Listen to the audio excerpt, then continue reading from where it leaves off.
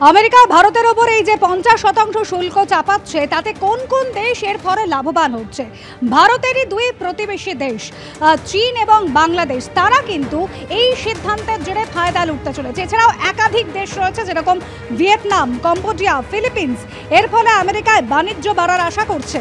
Myanmar, থাইল্যান্ডের মতন দেশও থাকতে পারে ভারতের সম্ভাব্য ক্ষতিতে লাভবান দেশের তালিকা।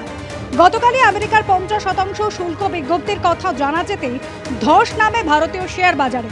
নিফটি পড়ে যায় 255 পয়েন্টের বেশি আর সেন্সেক্স নামে 849 পয়েন্টের বেশি।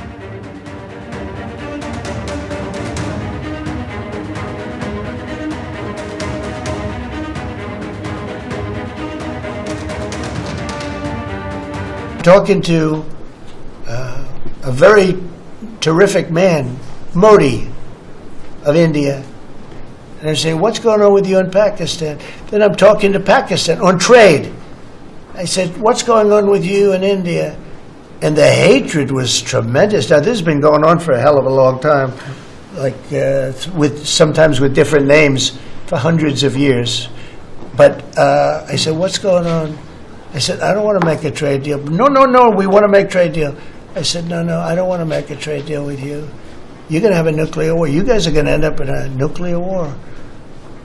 And that was very important to them. I said, call me back tomorrow, but we're not going to do any deals with you, or we're going to put tariffs on you that are so high. You were there, Howard, right? Yep. You're going to put tariffs on you that was so high, I don't give a damn. Your head's going to spin. You're not going to end up in a war. Within about 5 hours, it was done. It was done. Now, maybe it starts again. I don't know. I don't think so, but I'll stop it if it does. We can't let these things happen.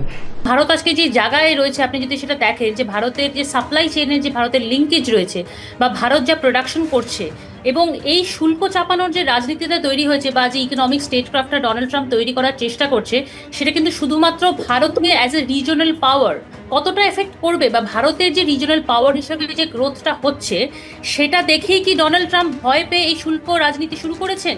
এটা একটা হচ্ছে প্রশ্ন।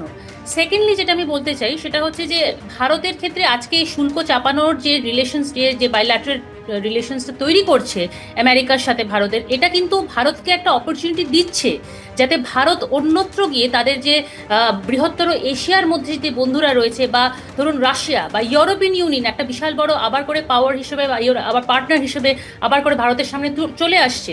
তো এই যে multi alignment policy, এগুলো কিন্তু ভারতের কাছে আরও বেশি স্পষ্ট হয়ে আসছে। তো অলরেডি আমাদের সরকার থেকে জানানো হয়েছে যে এই যে শুল্ক রাজনীতি চলছে তা কোনোভাবেই আমাদের কৃষকদের বা কোনোভাবে আমাদের যে যারা নেসেসিটিস উৎপাদনকারী রয়েছে, দুগ্ধ উৎপাদনকারী যারা রয়েছে, তাদেরকে কোনোভাবেই এফেক্ট করবে না।